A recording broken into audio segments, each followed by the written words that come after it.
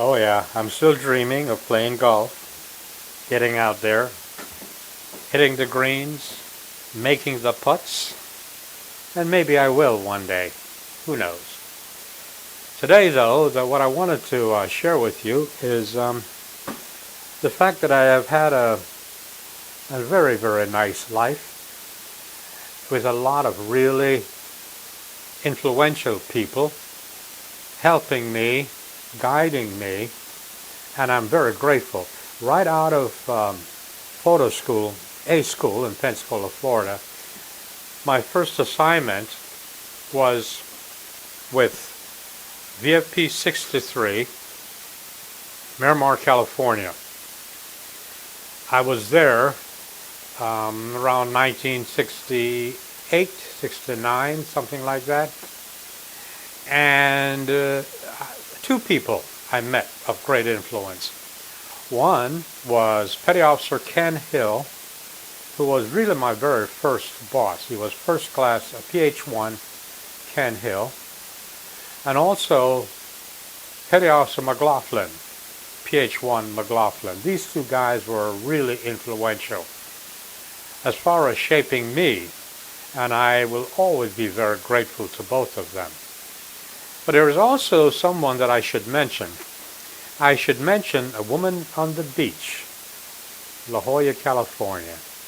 She's the one who introduced me to Eastern philosophy and made me understand the importance of being a good person. In other words, be the best person that I can be, rather than diverting to some sort of deity outside of myself.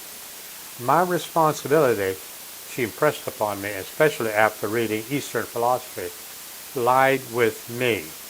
I have to be the best person that I can be. And I'm grateful to her. But while I'm on the subject, I ought to also mention my dad. My dad was quite an influence in many ways. My dad owned a business, and because he did, I witnessed the agony of owning a business. Now you might say, wow, agony? Yes.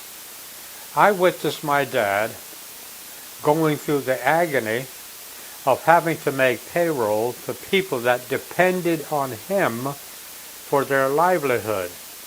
It's not that he didn't have money, it's just that when people don't pay their invoices, right, then he doesn't have the money to make payroll.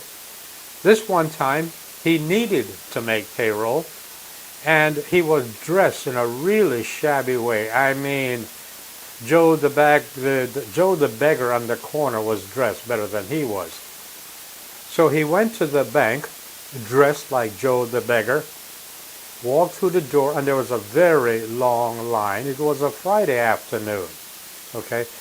So he stood there, and out comes the vice president of that branch, and he said, Mr. Clark, so good to see you.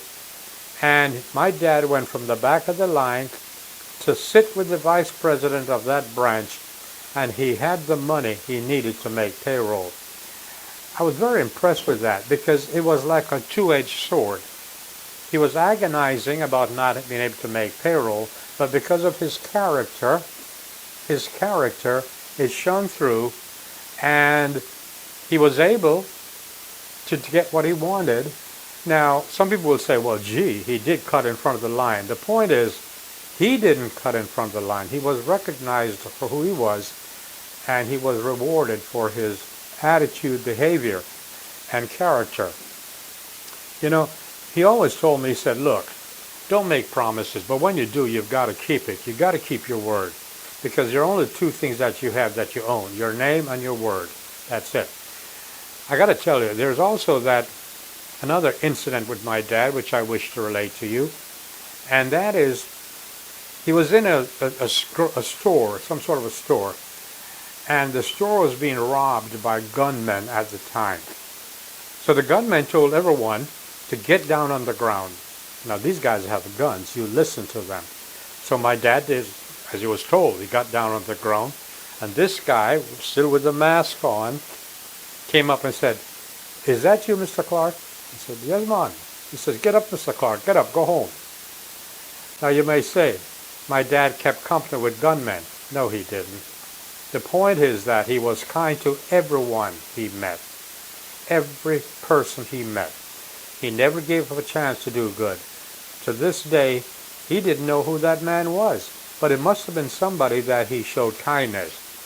So I just wanted to say that all we have to do is to be that person that we admire. You know, all we have to do is to be the best human being that we can meet. A girl once told me that if you want to meet the perfect woman, then you have to be the perfect man. And she was absolutely right. And I'd just like to end this little chit-chat by reminding you that you don't have to tolerate horrible people. You don't. You don't have to have them in your life. You don't have to tolerate them. Keep this in mind. Horrible people are the way they are because they choose to be that way. Okay, let me repeat that. When you meet someone who lacks character, who is horrible, and they have nothing that you admire, no quality whatsoever, keep in mind that they are the way they are as an adult because they chose to be that way. And you need not have them in your circle. Just wanted to mention that. So, thank you for listening to my little chit-chat. And no, I'm not going to go play golf, but it would be nice.